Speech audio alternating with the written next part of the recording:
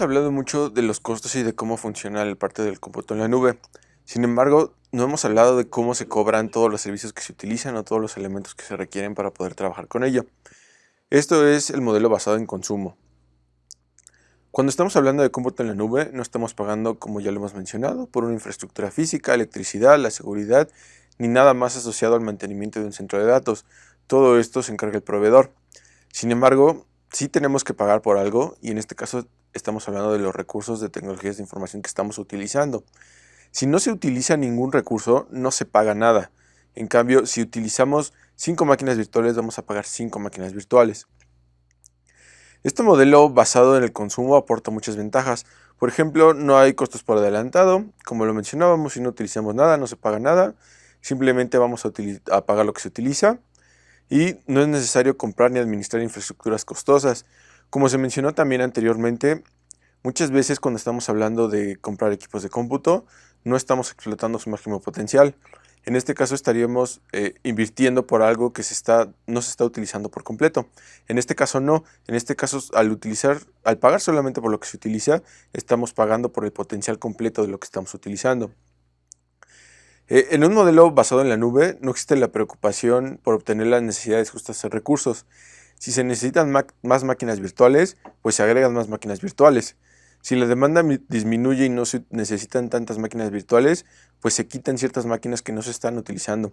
En cualquier caso, solo se paga por las máquinas virtuales que se utiliza, no por la capacidad adicional que tiene el proveedor de la nube, es decir, no vamos a pagar por todas las máquinas virtuales que tiene el proveedor en la nube. Para esto vamos a hablar de algunos conceptos importantes que se requieren ver para poder trabajar con esto. Al compilar o implementar una aplicación en la nube, hay que considerar varios elementos. En este caso, dos de los más importantes tienen que ver con el tiempo de actividad o la disponibilidad y la capacidad de controlar la demanda o escala. En este caso, la alta disponibilidad tiene que ver cuando implementamos una aplicación, un servicio o cualquier recurso de tecnologías de la información. Es importante que todos estos recursos estén disponibles cuando sean necesarios. La alta disponibilidad se sienta en garantizar la máxima disponibilidad independientemente de las interrupciones o eventos que puedan producirse. En un centro de datos esto se utiliza al tener diversos equipos o máquinas de cómputo que sean capaces de realizar el mismo proceso.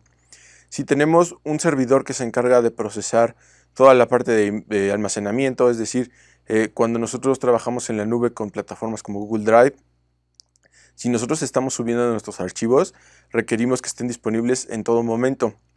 Si el proveedor de la nube es capaz de copiar estos archivos que nosotros tenemos en dos servidores al mismo tiempo, si un servidor falla, simplemente el otro servidor entrará en funcionamiento y nosotros seguiremos con acceso a nuestros datos. Esto es lo que podemos llamar como alta disponibilidad. También es importante considerar que para esto existe un contrato con los mismos proveedores. Los proveedores dicen cuál es el tiempo máximo de inactividad que van a tener sus servicios. Por poner un ejemplo, tanto Microsoft, Azure como Amazon Web Services, estamos hablando de un promedio de un 95% de alta disponibilidad. Esto quiere decir que tiene las 24 horas del día, los 365 días del año, un 95% de probabilidad de que nuestros archivos estén disponibles en el momento en que queramos utilizarlo. Otro concepto importante tiene que ver con la escalabilidad, que hace referencia a la capacidad de ajustar los recursos para satisfacer la demanda que se está utilizando o de la que está experimentando el sistema en cuestión.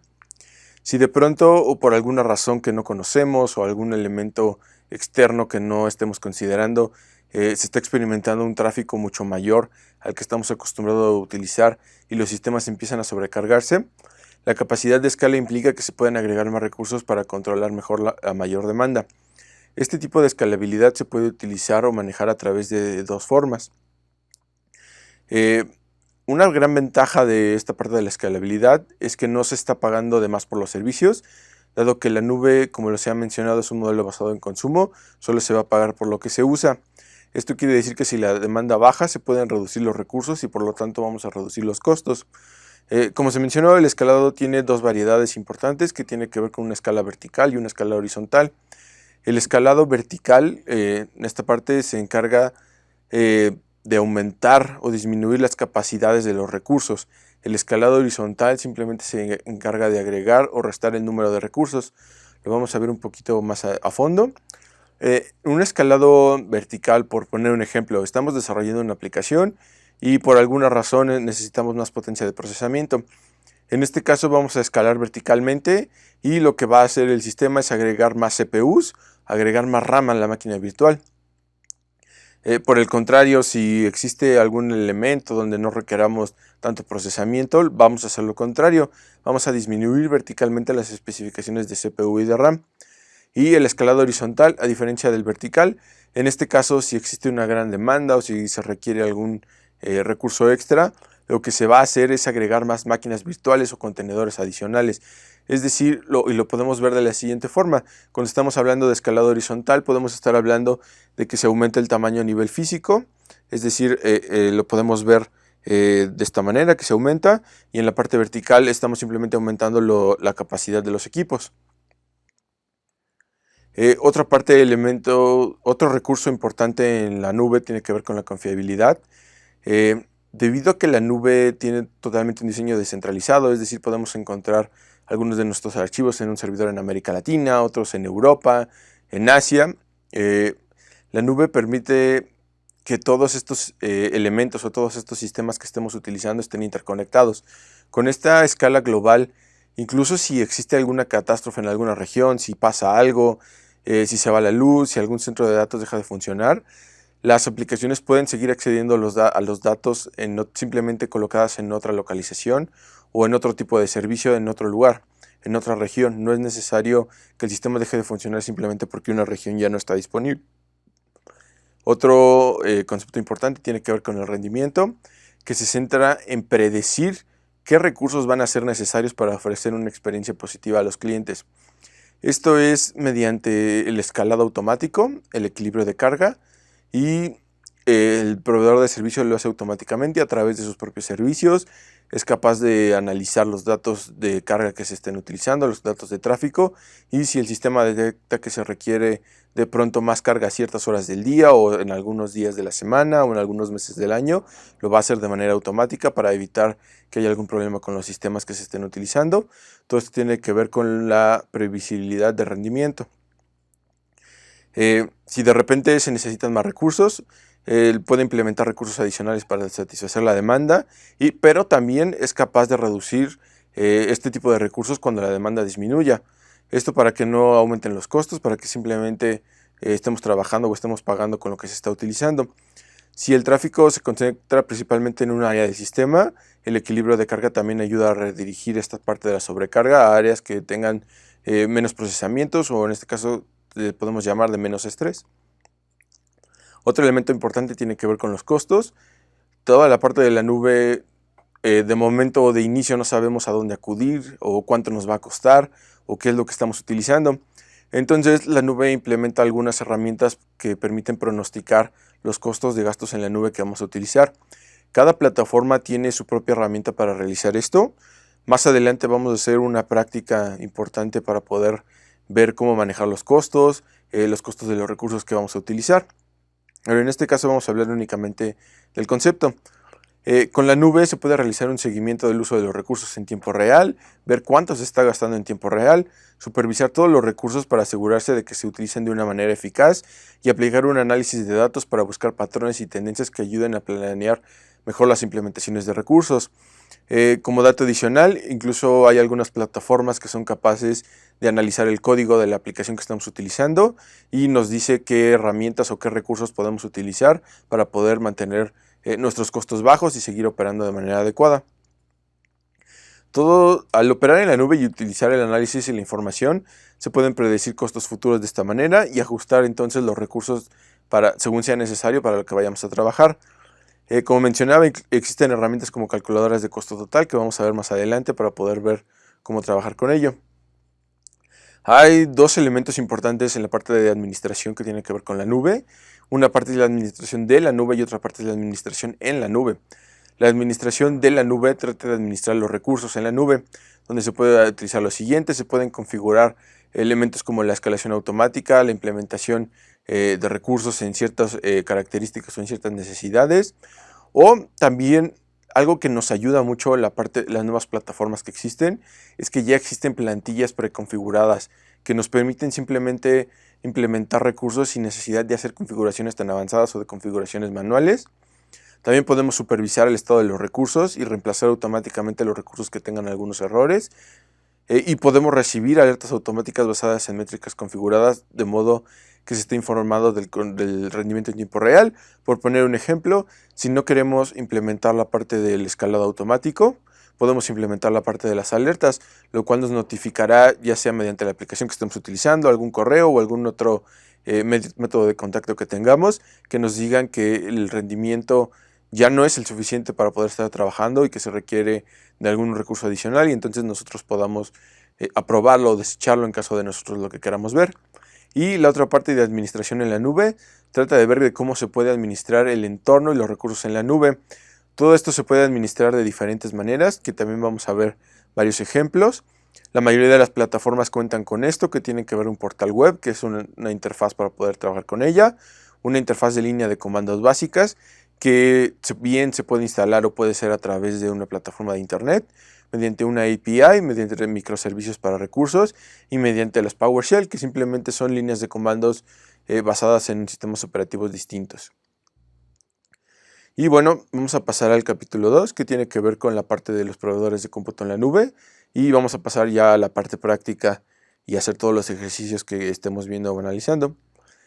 Este módulo se compone simplemente de conocer los principales proveedores de cómputo en la nube, así como sus principales plataformas, y vamos a conocer e implementar algunos de los servicios de cómputo en la nube. En la parte de los principales, bueno, aquí podemos ver el mercado de todas las plataformas de cómputo en la nube que tenemos. El año pasado, en 2022, todas estas tuvieron una inversión de aproximadamente 217 mil millones de dólares. Como lo podemos ver, el mercado lo domina Amazon con su plataforma de Amazon Web Services con el 34%, pero detrás de ella ya existen otras plataformas como Microsoft con Azure, Google Cloud, Alibaba, IBM, todas ellas funcionando como plataformas como servicio, infraestructuras como servicio y algunas nubes privadas. También podemos observar que en nubes públicas las empresas han empezado ya a adoptar este tipo de arquitecturas. Podemos ver de la misma forma que en la gráfica pasada que quien domina el mercado es Amazon Web Services, con una gran cantidad de procesamiento, y detrás las mismas como Azure, Google Cloud. En este caso ya incorporamos algunas otras empresas como Oracle, VMware, IBM y Alibaba, que también estaban dentro de la lámina anterior. Vamos a pasar en este caso a hablar de lo que es Azure, sobre todo por los tipos de cuenta que tiene, que permite trabajar a gran cantidad de emprendedores, estudiantes e investigadores con muchos servicios gratuitos, ofreciendo incluso créditos gratis para algunos servicios que podamos utilizar. Como podemos ver, tiene una gran cantidad de servicios, tanto en la parte de plataformas, de infraestructura, nubes híbridas, en la parte de seguridad. Evidentemente no todas estas son gratis, algunas son de cobro, algunas se van a manejar dentro de un esquema que vamos a ver más adelante que tiene que ver con las suscripciones, que es un elemento básico de Azure y lo vamos a analizar un poquito más adelante. La plataforma principal de Azure es simplemente un entorno web que tiene que ver con un dashboard. Un dashboard se llama así porque se asemeja a lo que es un tablero de un automóvil, donde podemos ver datos de rendimiento, donde podemos ver acceso a datos, a información de una manera sencilla, dado que son fáciles de leer, dado que son muy simples de analizar. Al final de cuentas, este tipo de plataformas, para poder trabajar con ellas, lo más importante es perderle el miedo, poder entrar y observar los recursos desde que uno quiera sin necesidad de moverle, de nada más de entrar a ver o de observar cómo funcionan. Es algo que se puede hacer y con lo que es mucho más sencillo de aprender. En este caso, el elemento básico que necesitamos para poder acceder a Azure es simplemente una cuenta, que tiene que ver una cuenta hecha en Outlook, en alguna plataforma de Microsoft, incluso Hotmail. Es importante porque esta cuenta va a estar asociada a todos los costos mensuales que generan todos los recursos de suscripción que estamos utilizando. Obviamente cuando creamos esta cuenta vamos a tener que poner ciertos datos que tienen que ver con informaciones de contactos, detalles de facturación, y nos va a solicitar una tarjeta de crédito o débito para poder trabajar con ella. Sin embargo, ni Amazon, ni Microsoft, ni Google, ninguna de las plataformas cobran hasta que estemos utilizando los recursos. Vamos a ver lo que son las suscripciones, que es un elemento básico de Azure. Esta parte o cada suscripción solamente va a estar asociada a una cuenta de Azure. ¿Qué es una suscripción de Azure? Lo podemos ver como un contenedor lógico donde vamos a tener todos nuestros recursos que utilicemos. Cada recurso que estemos utilizando va a estar asociado solamente a una suscripción. Y la creación de una suscripción es el primer paso para poder trabajar con Azure. Como mencionaba, cuando se crea una cuenta, forzosamente tenemos que crear una suscripción de Azure, lo cual nos va a permitir ya empezar a poder trabajar con los recursos. Estas suscripciones de Azure tienen varios fines. Los principales tienen que ver con que es un contrato legal. Cada suscripción está asociada a una oferta de Azure, ya sea como una evaluación gratuita, pago por uso. Incluso Azure tiene suscripciones para estudiantes, lo cual permite que investigadores o incluso los mismos estudiantes puedan acceder y trabajar con ciertos recursos que se tienen o que se están utilizando. Cada suscripción o cada tipo de suscripción tiene planes de tarifas distintos y cada uno tiene sus ventajas y desventajas. Esto es dado que un usuario puede simplemente estarlo utilizando para sus proyectos propios o personales, o puede haber empresas que estén ligadas a esto y requieran de algún tipo de procesamiento o de algún elemento más importante. Las suscripciones de Azure se pueden configurar también con límites de escala. Esto es para que no, cuando estemos trabajando en ellos y cuando haya algún elemento o algún evento importante que crezca la demanda, nuestra escala no crezca también a la misma parte y entonces los costos se nos vayan de las manos. Las suscripciones de Azure también tienen un acuerdo de pago, dado que al crear una suscripción se van a proporcionar los datos que pueden ser tarjetas de débito o crédito, y entonces cada mes todos los costos que se generan, los recursos de lo que se ha utilizado, la implementación, simplemente se calculan y se van a facturar a través de este método de pago. Existe también un límite administrativo, que una suscripción puede actuar como un elemento de seguridad y una directiva para poder trabajar con esto. Proporciona algunos mecanismos para satisfacer estas necesidades, como son los grupos de administración, los grupos de recursos y el control de acceso basado en rol. Vamos a tocar un poquito lo que es los roles de Azure. Existen 3 tipos de roles para poder trabajar con una suscripción, que tiene que ver con roles de administraciones de suscripciones clásicas, roles de Azure o roles de Azure Active Directory. Un rol de administración de cuentas se asigna a la cuenta de correo que se utiliza para crear la suscripción. Prácticamente es el administrador total de la cuenta, es el propietario de la facturación y es el que se encarga de poder administrar todo lo que sea desde Azure Portal de otro tipo de usuarios, otro tipo de administradores y los recursos que se están utilizando. Como tal y de forma predeterminada, sin necesidad de hacer algún tipo de configuración extra, el rol de administrador se asigna a la cuenta de correo electrónico que se utiliza para crear la suscripción de Azure.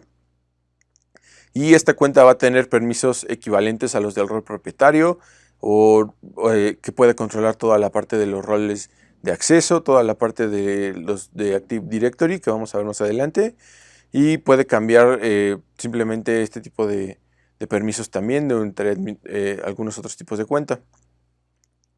Existen en la parte de roles de Azure, tiene que ver con 4 tipos de usuarios distintos.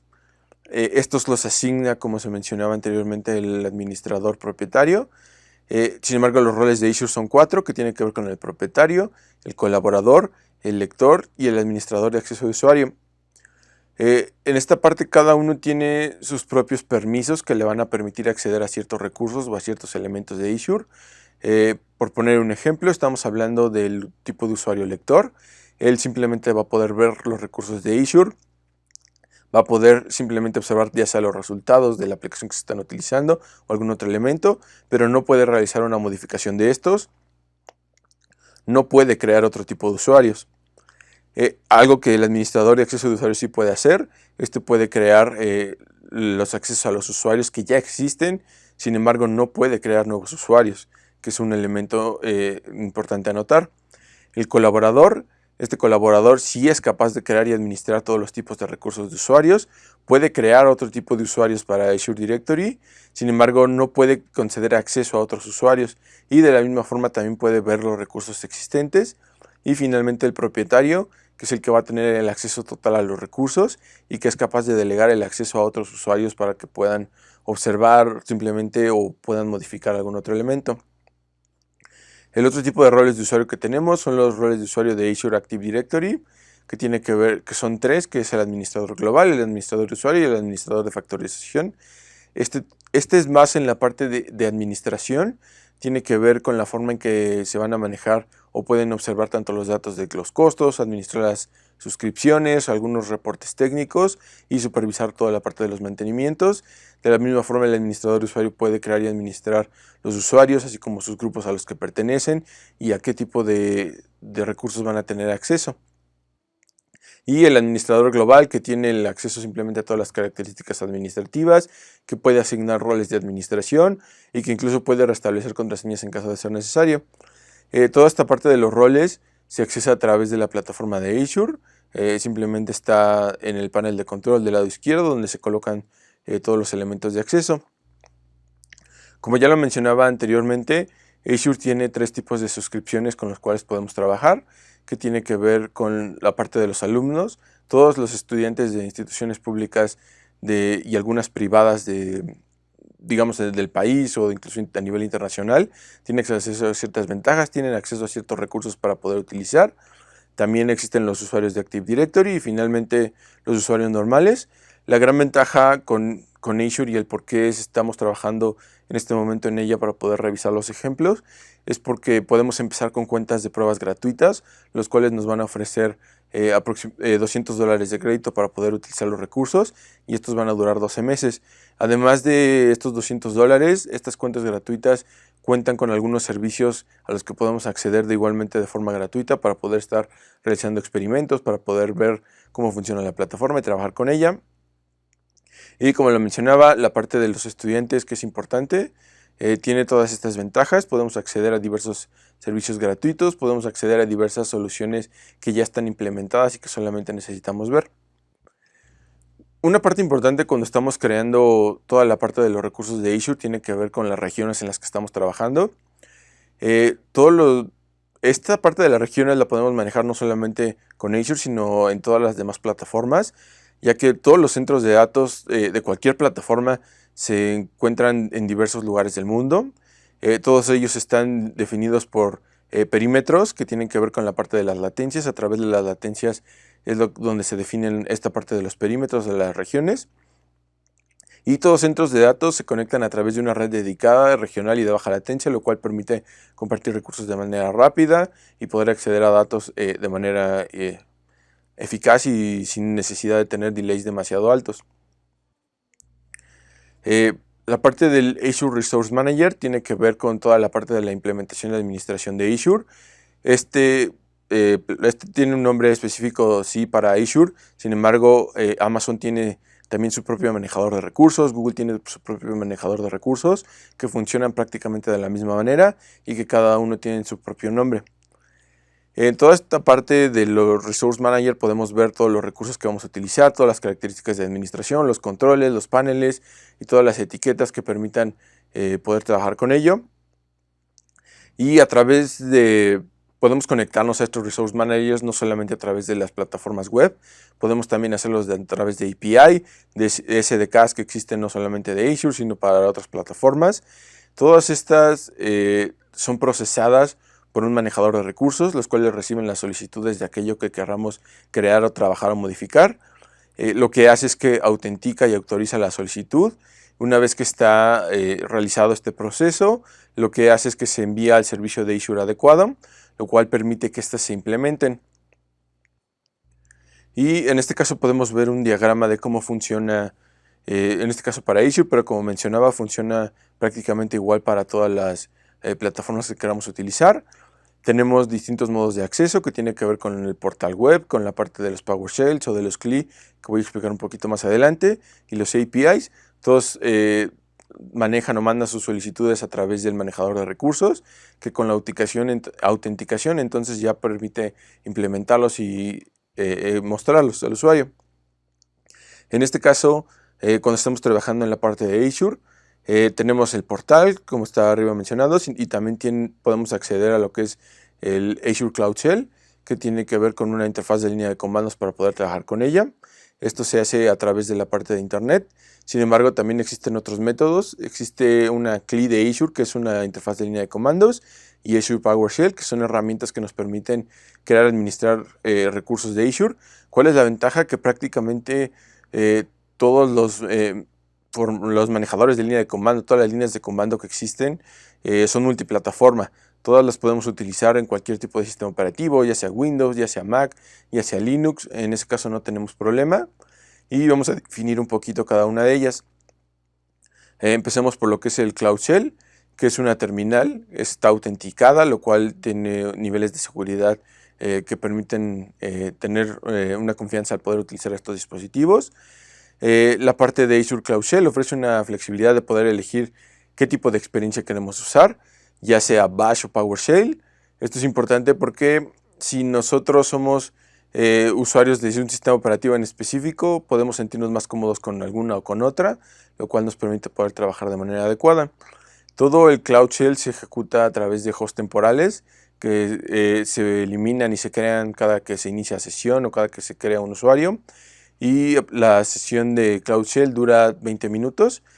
Una vez que esté inactiva por más de 20 minutos, simplemente se elimina para evitar estar consumiendo recursos o algún otro elemento. La CLI de Azure es una interfaz de línea de comandos. A diferencia de la otra parte del Cloud Shell de Azure, esta se tiene que instalar en un equipo local. La otra se puede manejar a través de lo que es el entorno web, poder simplemente editar o trabajar con ella. Como le mencionaba, el Cloud Shell tiene dos elementos que se puede trabajar con el Bash o con el PowerShell. Esto es a gusto de cada quien, a gusto de cada desarrollador. En esta imagen podemos ver la diferencia. Podemos ver que una es prácticamente el formato que utilizamos en Windows cuando abrimos la línea de comandos, y la otra tiene que ver con un formato mucho más en cuanto a Linux, en cuanto a Mac. Entonces aquí no hay problema. Nada más para poner en claro, la CLI de Azure es similar al scripting de Bash, y que cuando estamos trabajando con sistemas Linux, la CLI de Azure digamos que es como más natural, es más el entorno que ya conocemos o que ya hemos trabajado durante mucho tiempo, mientras que el Azure de PowerShell simplemente es un módulo de PowerShell como lo hemos visto en los sistemas Windows, como hemos trabajado en ellos. Entonces, si hemos trabajado o estamos más familiarizados con toda la parte del PowerShell en Windows, es más conveniente trabajar con este tipo de línea de comando. Sin embargo, no hay alguna diferencia realmente notable a nivel de comandos o de algo, simplemente es aquello que queramos ver más. Y aquí lo podemos ver simplemente en una tabla, podemos ver cómo funcionan, que tanto el CLI de Azure nos permite trabajar con CMDs, con Bash, con PowerShell, y el Azure PowerShell simplemente con la parte de Windows PowerShell y el PowerShell. Aquí tengo algunos ejemplos de algunos comandos que se utilizan y su diferencia en los diferentes tipos de plataformas en las que vamos a trabajar. Si vamos a utilizar, por ejemplo, sesiones, podemos ver que la diferencia de comandos simplemente en una es AZ-Login, que tiene que ver con Azure Login, y en la otra es conectar con la cuenta. Es simplemente para poder ver las diferencias de cómo trabajan la sintaxis que tienen los comandos. De la misma forma en la parte de los recursos, las diferencias en un momento parecen importantes, pero realmente lo que hacen es lo mismo, simplemente con una sintaxis distinta. En este caso es para crear algún grupo de recursos o para crear algún otro elemento. Y bueno, en esta última parte hemos hablado mucho de lo que son recursos, pero realmente no hemos mencionado qué son.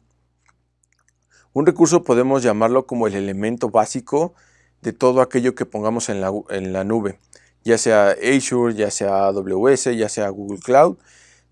Un recurso es un elemento básico administrable, y podemos llamar a un recurso lo que son máquinas virtuales, cuentas de almacenamiento, aplicaciones web, bases de datos, redes virtuales, cualquier cosa que estemos utilizando o que estemos implementando.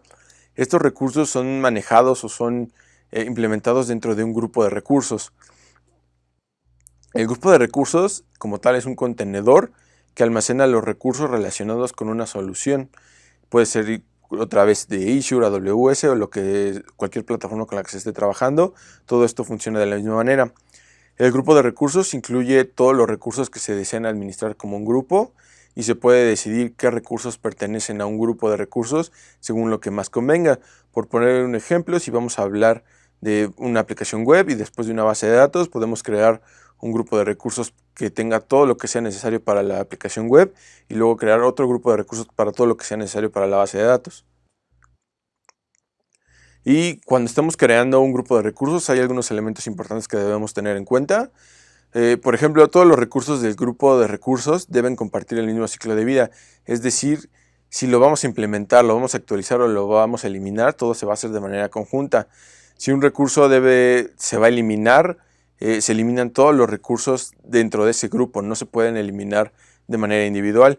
Y también podemos notar que si un recurso como un servidor debe de existir en un ciclo de implementación diferente, debe de estar en otro grupo de recursos. No podemos compartir entre este tipo de grupos de recursos. Esto es porque cada recurso solo puede existir en un grupo de recursos, no puede existir en más de uno. Se puede agregar o quitar un grupo de recursos en cualquier momento, no hay alguna objeción. Y finalmente, para mover un recurso de un grupo de recursos a otro, se puede hacer sin ningún problema. De la misma forma, los recursos de un grupo de recursos pueden encontrarse en regiones distintas, no es necesario que estén en la misma. Y al crear un grupo de recursos es preciso proporcionar la ubicación en la que vamos a crear todos estos recursos. Y los grupos de recursos almacenan metadatos de los recursos. Por esto es importante colocar la ubicación, ya que cuando la especifiquemos, se especifica el lugar en lo que dichos metadatos se van a almacenar, y muchas veces esos metadatos son necesarios para poder acceder a cierta información o realizar algún análisis que sea realizado tanto por nosotros como por el mismo proveedor de nube. Entonces, para poder garantizar la coherencia del estado del grupo de recursos, todas las operaciones se enrutan a través de la ubicación del grupo de recursos. Al seleccionar una ubicación del grupo de recursos, se recomienda seleccionar una ubicación cercana a donde se originan las operaciones de control. Esto con la finalidad de que la latencia o el tiempo de espera entre el proceso de recursos no sea tan alto y podamos trabajar de manera adecuada con ellos. Normalmente, como se mencionaba, la ubicación que se requiere debe ser también la más cercana a la ubicación actual. Vamos a ver un poquito en los ejemplos que si estamos nosotros trabajando en América Latina y de repente colocamos un grupo de recursos en Asia, va a tardar mucho más tanto en configurarse como en estar disponible y poder trabajar con ellos. También es posible, y en algunos casos pasa, que ciertas regiones no están disponibles cuando estamos trabajando. Esto es porque hay algunas regiones que están reservadas para ciertos procesos o incluso para ciertos productos. Sin embargo, podemos trabajar con otro tipo de regiones, podemos poder cambiándonos entre regiones para poder observar los resultados distintos que tenemos entre regiones o que más convengan a lo que estemos utilizando. Incluso si por alguna razón una región en la que ya se encuentra nuestro grupo de recursos no está disponible por alguna situación, vamos a poder seguir trabajando con ellos, pero no vamos a poder actualizarlos. Podemos actualizar cualquier elemento que queramos de los grupos de recursos, tanto los ámbitos de control de acceso, para algún elemento administrativo. Podemos dar a ciertos usuarios acceso a ciertos grupos de recursos o eliminar su acceso a ciertos grupos de recursos. Esto se va a hacer a través de las directivas o roles de usuario que estemos trabajando. También podemos aplicar ciertas etiquetas a un grupo de recursos para que de esta forma podamos ubicarlos de una manera más sencilla, sin necesidad de estar buscando entre todos los recursos. También un recurso puede conectarse a los recursos de otros grupos de recursos. Esto suena un poco confuso, pero suele darse cuando los dos recursos estén relacionados o cuando dos recursos están relacionados, pero no van a compartir el mismo ciclo de vida. Es decir, si se elimina una máquina virtual, no tiene por qué eliminarse, por ejemplo, la base de datos que se está utilizando. Otro ejemplo, que si se tiene una aplicación web que se conecta a una base de datos, se puede conectar a una base de datos de un grupo distinto, no necesariamente a esa misma que tenemos. Y como mencionaba, cuando eliminamos un grupo de recursos, se eliminan todos los recursos que contiene. Todas las plataformas tienen límites en cuanto a la cantidad de recursos que podemos utilizar. En este caso, si estamos hablando de Azure, solamente se pueden implementar hasta 800 instancias en cada grupo de recursos. Existen sí algunos tipos de recursos que estemos utilizados que exceden estas instancias, para lo cual pues existe un límite, están exentos de este límite que estemos hablando. Y existen algunos recursos también que pueden existir fuera de un grupo de recursos. Estos recursos se implementan directamente en la suscripción, el grupo de administración o el inquilino que esté trabajando con ellos. Y estos tipos de ámbitos solo se admiten tipo de recursos específicos, quiere decir que no podemos utilizar todos. Bueno, hemos hablado ya mucho de la plataforma Azure, pero ¿qué pasa con las demás plataformas? ¿Qué pasa con todos los proveedores en la nube que no hemos mencionado y que también ofrecen una gran cantidad de servicios?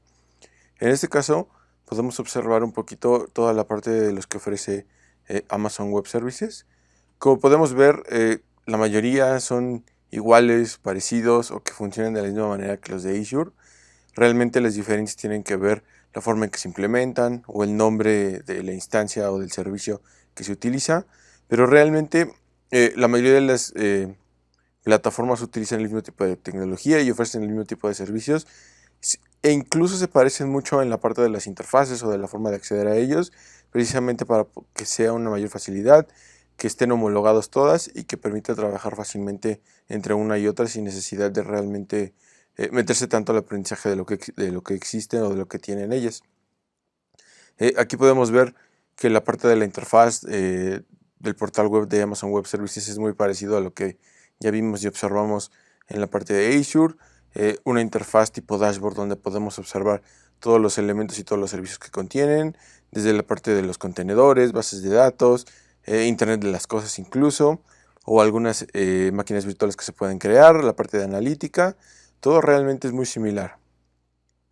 De la misma forma que Azure tenía su propio Cloud Shell, Amazon tiene su mismo Cloud Shell, el cual igualmente que Azure se puede trabajar de la misma manera, se puede utilizar en este caso un formato tipo Bash, que es más parecido a la plataforma o el sistema operativo de Linux o de Mac, y a partir de desde ahí podemos también hacer el mismo tipo de actividades que se pueden utilizar en Azure, que tiene que ver con la creación de alguna instancia, alguna modificación, eliminación o algún grupo de recursos que se quiera utilizar.